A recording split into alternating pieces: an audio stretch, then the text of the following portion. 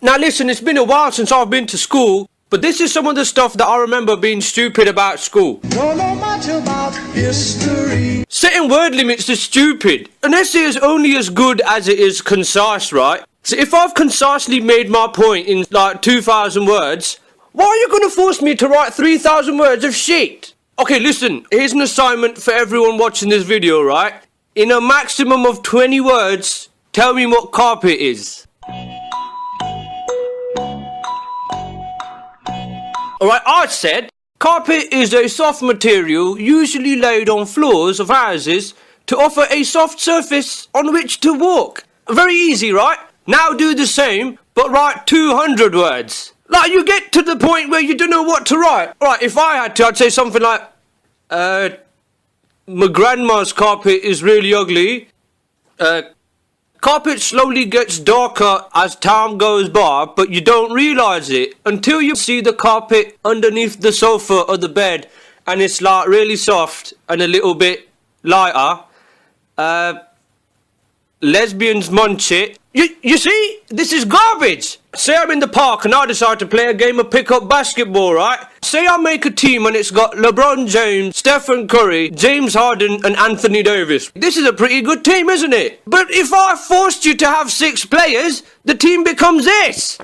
Do you see how by adding this extra, it's become shitter? If I've made my point, let me finish my essay and hand it in. Don't set word limits. Don't know much biology. Some of the shit you learn, for example, from our schooling, I know that the Great Fire of London was in 1666. And I also know that the reason that leaves are green is because of a thing called chlorophyll. Why the fuck do I know this? It's never gonna help me. But while I do know that, I don't know a fucking thing about how I would do my taxes if I decided to start my own business or how to go about getting a mortgage. Haven't got a fucking clue. However, what I do know is the main news headline from London 350 fucking years ago, and I've got this fucking pot I made in art class. Don't know much about a science book. I'm sure everyone's experienced this, as I have. You can have some shit, lazy teacher who always teaches in one boring, shit, monotonous way, but whenever there's a guest at the back of the room observing him, he completely changes. There's more activities that he normally never does. There's group activities, there's mini assessments, there's everything. He even talks different. Alright, you little bastards, everyone get out your textbooks and turn to page 69.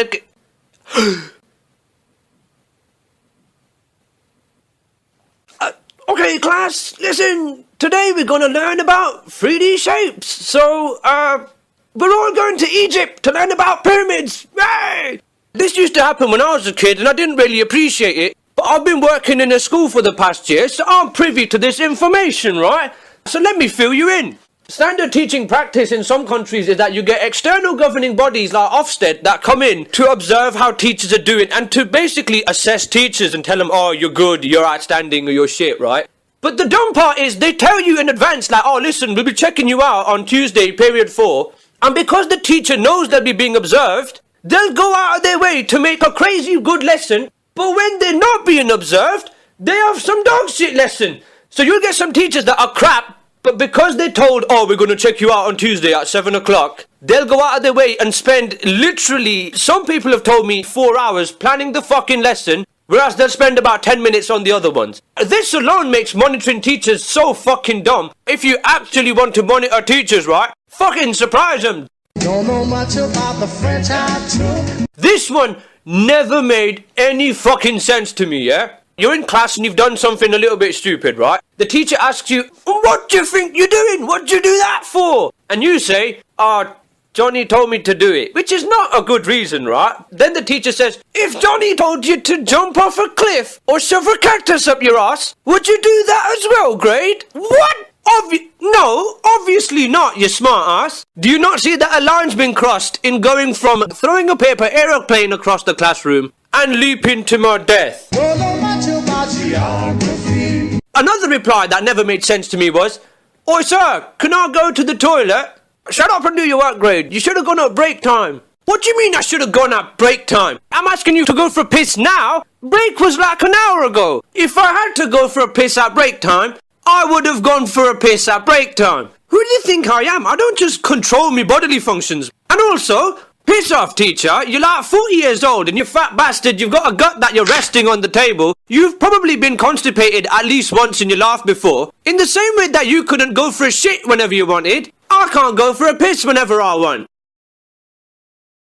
Okay, fair enough. Well, I can go for a piss whenever I want. But to say that I should have gone for a piss in break time is not a valid solution. Right, so what is he saying? Is he saying that everyone in school should go for a piss at break time? That would be fucking mayhem. So to avoid that from becoming the norm, let me just go for a fucking piss, mate. Shut up, Grade. I said you should have gone at break. Alright, do you know what? Fine. Teacher, you're right. I should have gone for a piss in break time. How careless of me. I'm just going to stay sat in my seat and I'm going to try and focus on my work whilst I'm busting for a piss. And let's see how well this goes. Watch. Look, arsehole. Look at this. I've gone and pissed myself. Is this what you wanted, is it? Dickhead. What if I needed to go for a shit? Or what if I had Indian food the night before, huh? Oh, I never did this, but some kids apparently say they need to go to the toilet just so they can leave the class for a bit, right? But that's not a reason to not let them go. I get that it's the case of the boy who cried wolf, right? But when the consequences of them not crying wolf involve someone potentially shitting themselves, they can cry wolf all they want. And also, might I add, more often than just occasionally, the toilets are blocked from some arsehole shoving rolls and rolls of toilet paper down there, so your solution's even worse. Don't know much about algebra. Some of the teachers that work at schools, like fucking hell. We used to have this one geography teacher, Mr. Randall, and he was some 60-year-old overly strict, miserable old bastard. He hates coming to work, so he hates it himself. And then as a result, we, the kids, hate it because he's such a miserable old twat. And it's like, for fuck's sake, what are you here for? You're miserable doing this job, and as a result, you're making it shit for us. Just fuck off, man. Either fuck off, quit, retire, or get fired, man. Oi, head teacher, listen, what are you playing at? Do you owe this guy a favour or something? Can you fire him already? I'm telling you, a good teacher completely changes your perception of a subject. Give me a teacher that will make me want to pay attention. Don't know what a slide rule is for. I'll be like 12 years old and the PE teachers are so strict, shouting at us like some army sergeant dropout wannabes. Can't control men, so you decide to... Like, you're throwing your weight about with children, man. Some of the stuff they make you do is like, come on, you don't want to do rugby, do ya? Little 75-pound child. You better have a permission slip to not do rugby. Indeed I do. Not bad. The amount of times that I forged my dad's signature, I became better at it than my dad. And when I was in school, some of the kids were like twice my size. So no, mate, I'm not gonna play fucking rugby, because I'm gonna get murdered. I don't claim to be an A student. Some of the rules that we used to have in our PE class back in the days, we used to have a rule where if you forget your PE kit, the teacher would say, oh, have you not got your PE kit, have you? Go in the storeroom and get a change of kit. You go in the storeroom and it looks like this, and it's the most disgusting place you've ever been, right? And they expect me to wear a pair of shorts and shirt from this disease-ridden nasty shit pile. Oh, why do I have to wear this shit? No, man, I'd much rather get a bit sweaty than catch whatever diseases are floating around in the stale air in that room. Have some mercy. But I'm trying to be. And whilst we're on the topic of PE, some of the scheduling that we used to have was fucking stupid. Like, why are we playing badminton indoors in the summer and doing cross-country running in fucking winter? Idiot. Like, whose idea was this? Who timetabled this shit? Oh, of course. For maybe by being an A student, baby, I can win your love. Sorry, can I just tack on a quick little message? Right, Dumper.nl, can you stop stealing my fucking videos, mate? Bit fucked up, isn't it? How about you stop that, you dickhead?